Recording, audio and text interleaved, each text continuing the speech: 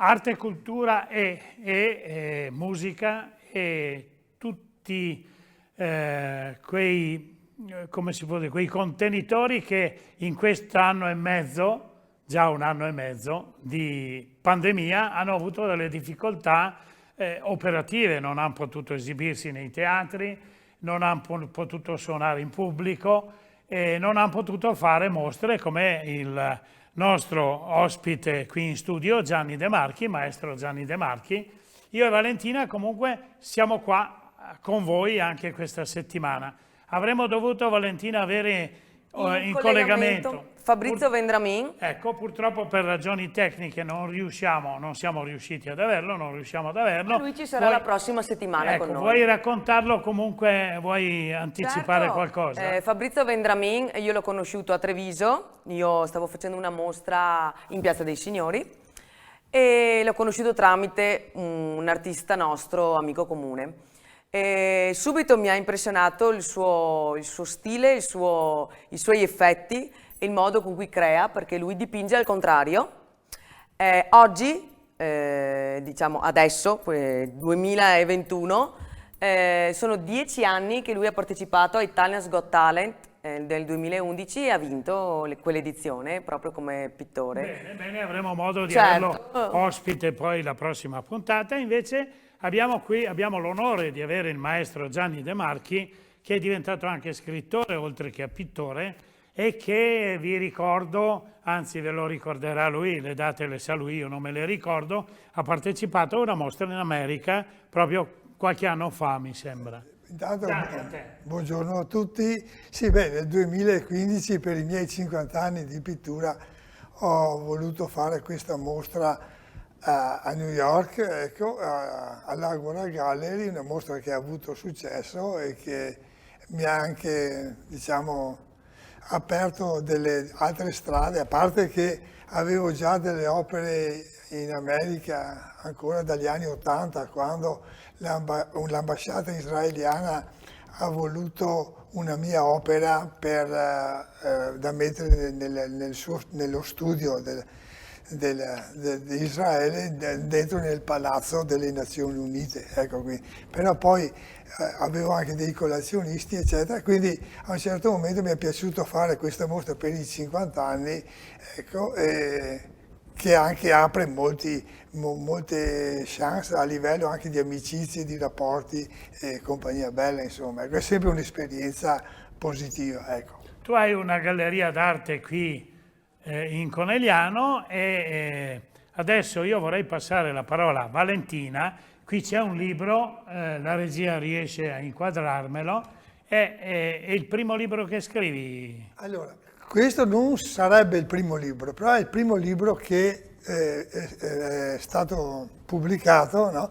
È un romanzo storico con anche dentro delle parti autobiografiche. Generalmente uno scrittore quando scrive ci mette sempre del suo, quindi qui abbiamo questo è un racconto storico di personaggi storici effettivamente esistiti, e naturalmente c'è un fil rouge che collega vari avvenimenti che sono avvenuti, che sono di mia proprietà, diciamo, ecco, qualcosa che è stato inventato per creare appunto una unione, ecco, e poi naturalmente dei personaggi veramente esistiti.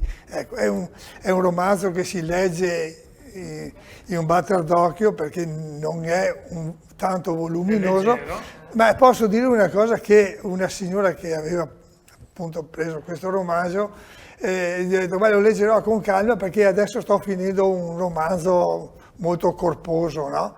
E il giorno dopo mi chiama e dice, bello, mi fa, ma come bello? No, l'ho cominciato a leggere, mi è piaciuto tanto e nel giro di una notte e mezza l'ho letto tutto. Valentina, tu vedi, tu che sei un'artista contemporanea, giovane, sì. Noi abbiamo invece Gianni De Marchi che è contemporaneo maestro. 55 anni di attività. Diciamo che io posso soltanto apprendere, quindi... Beh, tu hai parlato sempre molto bene di Gianni De Marchi. Sì, quando poi ne io abbiamo so parlato. dov'è la sua officina dell'arte. Mi ha sempre incuriosito, infatti io faccio molti complimenti per le opere che sono esposte lì e anche per te, che ti do del sì, tu, ma ci che sei un mancherebbe. artista, scrittore e pittore.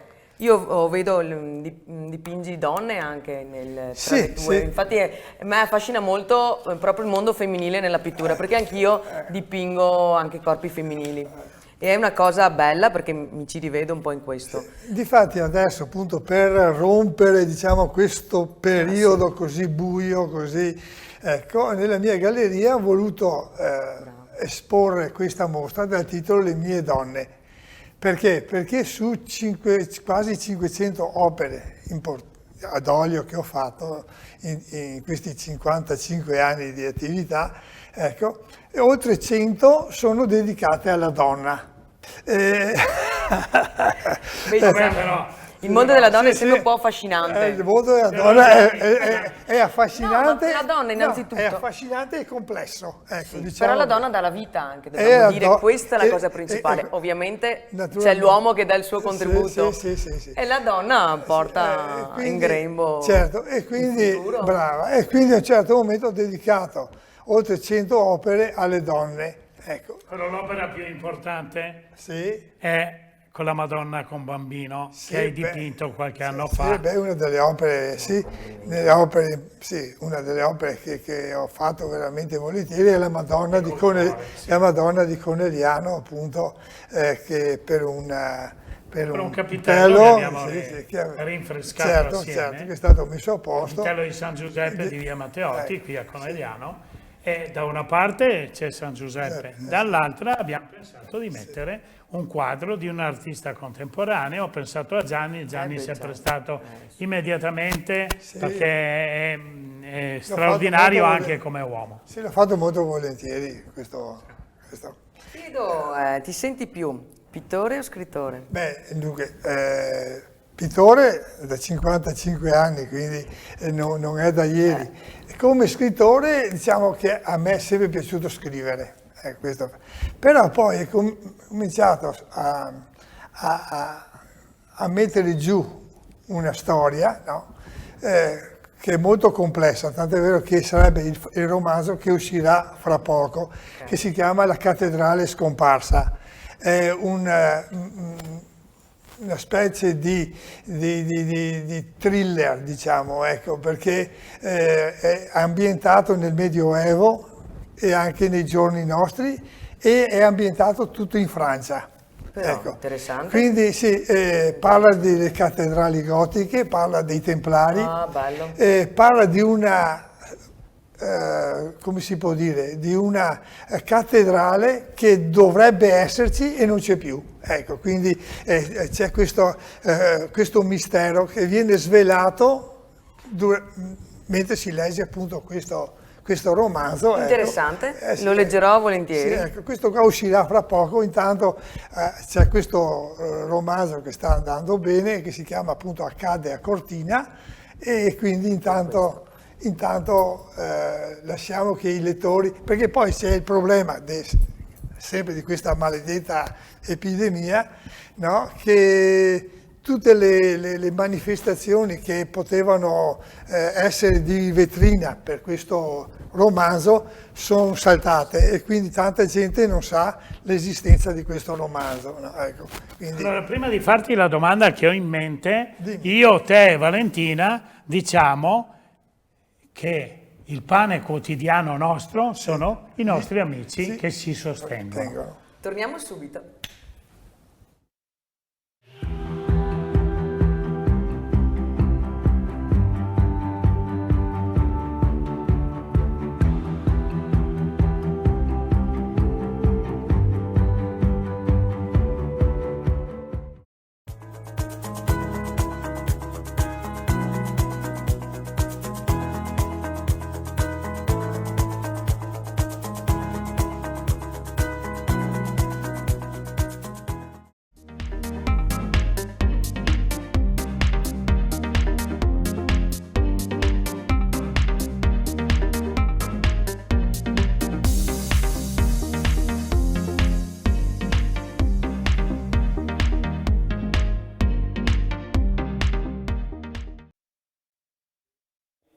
Gianni, siamo rientrati in diretta. Sì.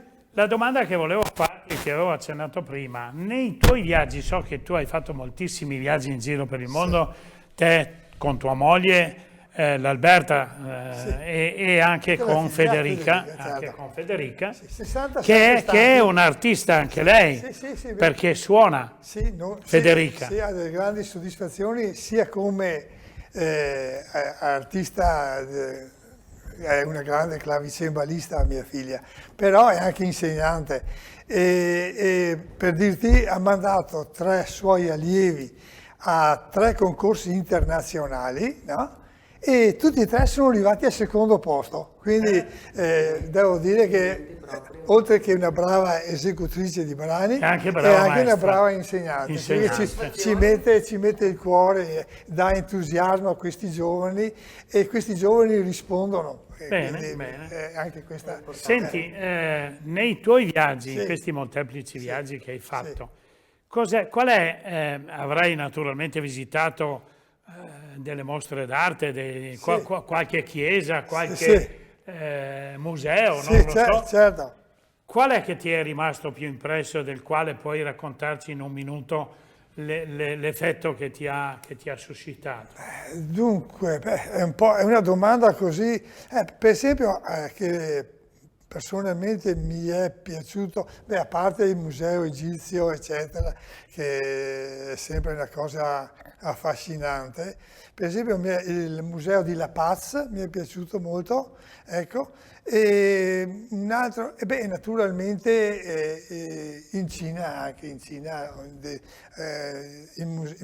l'arte cinese è affascinante, insomma, quindi i musei secondo me, oppure anche in Iran, no? Ecco, il museo d'arte antica dell'Iran, cioè è difficile dare, perché ogni No, ho capito, ma la domanda era un pochino più specifica. Sì.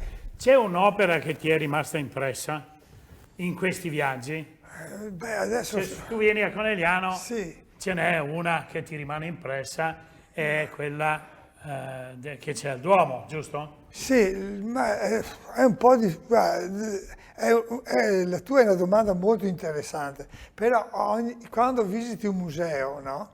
C'è sempre qualcosa, per esempio, ecco, mi è venuto in mente basta una, così, ecco, se no dovremmo fare una trasmissione. Ecco, per esempio, al museo in Iran ho visto un meraviglioso vaso in vetro, no, lavorato, che risale circa 700 anni avanti Cristo, ecco. Ma per dire quanto bello e quanto armonioso, ecco, io sono rimasto per un pezzo a vedere, a rendermi conto come 2500 anni fa siano riusciti a fare un vaso Io credo così. che sia a volte difficile dire qual è una cosa che ti... perché ogni cosa a sé Ma è questo... è un pezzo che dice, racconta è un qualcosa pezzo di che diverso. racconta, Sì. quindi è difficile dire a uno può piacere o meno, dipende sempre dalla sensazione che ti fa provare, Oppure quando, ma è difficile quando decidere. è in Cina e va a vedere, non so, Sì. il Cixin Huangdi, l'esercito di terracotta, uno